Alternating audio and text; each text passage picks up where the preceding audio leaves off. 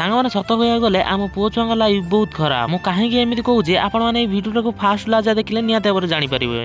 ଜୟ ଜଗନ୍ନାଥ ସାଙ୍ଗମାନେ, ମୁଁ ରାଜା, ମୁଁ କାମ କରେ ହାଇଦ୍ରାବାଦରେ। ଆଜି ମୋର ସକାଳୁ ସକାଳୁ ଉଠିବାର ଟିକେ ବି ମୁଡ୍ ଥିଲା। ମତେ ଏତେ ଜୋର ନିଦ ଲାଗୁଥିଲା, ଆହୁରି ଶୋଇ ଯିବା ପାଇଁ ଇଚ୍ଛା ହଉଥିଲା। ନିଦ ଲାଗିଲେ ବି ମତେ ଆଜି ବେଣୁସୁ ଉଠିବା ପାଇଁ ପଡିବ, କାହିଁକି ନା ଆଜି ମୋର ରୋଷେଇ ପାଳି ଥିଲା। ମୁଁ ଲେଟ୍ ନ କରି କବାଟ ଖୋଲି ସାଙ୍ଗେ ସାଙ୍ଗେ ରୋଷେଇ ଘରକୁ ଚାଲିଗଲି। ମୁଁ ସାଙ୍ଗେ ସାଙ୍ଗେ ରୋଷେଇରୁ ମୁଁ ଯାଇ ମୁହଁ ଧୋଇବା କାମରେ ଲାଗିଗଲି। ଯଦି ମୁଁ ମୁହଁ ନ ଧୋଇବି ତାହେଲେ ମତେ ନିଦ ଲାଗିବ, ସେଥିପାଇଁ ମୁହଁ ଫାଷ୍ଟ ଧୋଇ ପଇଲି। ମୁହଁ ଧୋଇ ସାରିଲା ପରେ ଡେରି ନ କରି ସାଙ୍ଗେ ସାଙ୍ଗେ ଭାତଟାକୁ ବସେଇଦେଲି। ତାପରେ ଡେରି ନ କରି ତରକାରୀ କରିବା କାମରେ ଲାଗିଗଲି, କାହିଁକି ନା ଆଜି ତରକାରୀ ଆମର ହବାର ଥିଲା ଡାଲମା, ସେଥିପାଇଁ ଫୁଲକୋବି ପକେଇକି ଡାଲି ଗୋଟେ କରିବି ବୋଲି ଭାବିଥିଲି। ଏମିତିରେ ଡାଲମା ତ ଆଳୁ ନ ପକେଇଲେ ହବନି, ତ ସେଥିପାଇଁ ଆଳୁ ଗୋଟେ କାଟିଦେଲି। ଆଳୁ ସିନା କାଟିଦେଲି, ହେଲେ ମୁଁ ଗୋଟେ ବହୁତ ବଡ ଭୁଲ କରିଦେଲି, ଯୋଉଟାକି ଆଳୁର ଚୋପା ଛଡେଇବା ପାଇଁ ମୋର ମନେ ନାହିଁ। ହଉ ଛାଡ, ଯାହା ତ ଭୁଲ ହେଇଯାଇଛି ତ ଏବେ ଚାଲ ଆମେ ପିଆଜ ମିଆଜ କାଟିବା କାମରେ ଲାଗିଯିବା। ତ ସାଙ୍ଗେ ସାଙ୍ଗେ ମୁଁ ଡେରି ନ କରି ପିଆଜ ଗୁଡାକୁ ସବୁ କାଟି ପକେଇଲି। ଏମିତି ପିଆଜ ଟମାଟୋ ସବୁ କାଟି ସାରିଲା ପରେ ଗୋଟେ ଜିନିଷ ବାକି ରହିଯାଇଥିଲା, ଯୋଉଟା ହଉଛି ଅଦା। ତାକୁ ବି ସାଙ୍ଗେ ସାଙ୍ଗେ ମୁଁ ଛଡେଇଦେଲି। ତାପରେ ଡାଲମାର ଯୋଉ ସବୁ ସାମାନ ପଡିବା ଥିଲା ସବୁ କାମ ରେଡି କରିଦେଇକି ମୁଁ ମୋ ବିଛଣା ଗୋଟିଏ କାମରେ ଲାଗିଗଲି। ଯେହେତୁ ମୁଁ ଏକା ଶୋଉଛି ତ ମତେ ସବୁବେଳେ ପାଇଁ ଏକାଟିଆ ହିଁ ଉଠିବା ପାଇଁ ପଡୁଛି। ତାପରେ ମୋ ସପ ଉଠି ସାରିଲା ପରେ ମୁଁ ଟିକେ ବାହାରକୁ ଆସିଲି। ତାପରେ ବାହାରକୁ ଆସିଲା ପରେ लो ବାପ ଯୋଉ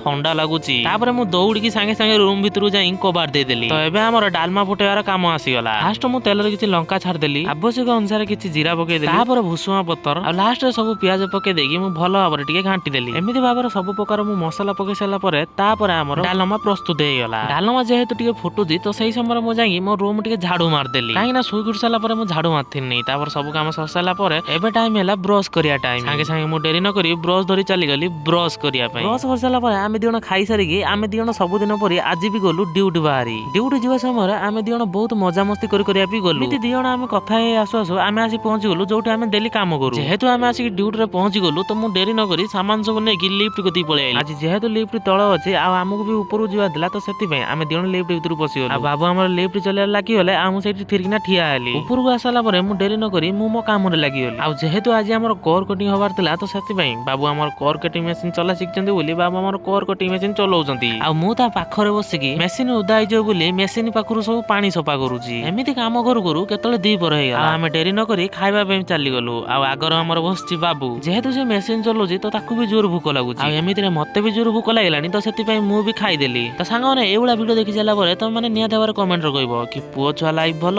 କି ଝିଅ ଛୁଆ ଲାଇଫ ଭଲ। ଆଉ ହଁ, ମୁଁ ରହିଲି, ଦେଖାଯିବ ନେକ୍ସଟ ଭିଡିଓରେ।